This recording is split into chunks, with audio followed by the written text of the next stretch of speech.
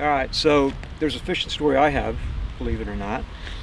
We were supposed to go up to a wedding up near Annapolis, my wife and I, and we found out that there was a fishing guide, and he would take us out into the Chesapeake Bay. So off we go. We're off that morning of the wedding, and the fishing is phenomenal. I mean, everywhere we looked, there were big schools of blues and stripers just blowing up, and just feeding frenzy.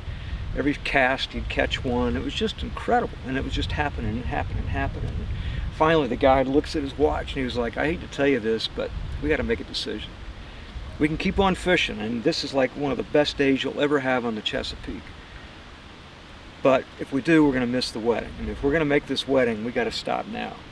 We've got to go in." And I was like, "Oh, just one more cast." But now he was like, "Look, I mean, the groom is one of my best friends, and he's a fisherman too, so I'm pretty sure he would say, I understand. I mean, I would have kept going, and I would have stayed out fishing too."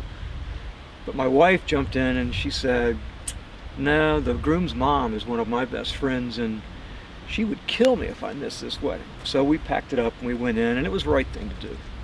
We did all that. I am filled this Advent season with great hope. It's the hope of one more cast. And the reason is because in times of greatest crisis, that's when you have the greatest opportunities. Think of all the things that are ahead of us.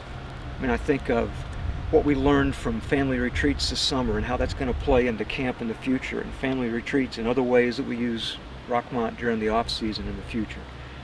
I think of all the research that's gone into COVID-19 and all the byproducts that's going to spin off, all the technological advances that are going to be realized as a result of that kind of intense research. And even here at camp this off season, I mean, some of the most incredible things we do gives me so much hope and excitement and anticipation about, next year. When you're a fisherman, you're always looking at the next cast. I mean, it's not the catching that really turns me on about fishing.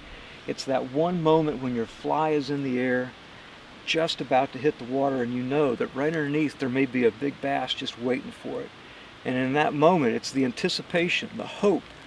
And that's why one more cast makes so much sense. It's because the hope that there'll be a fish underneath it. One more cast.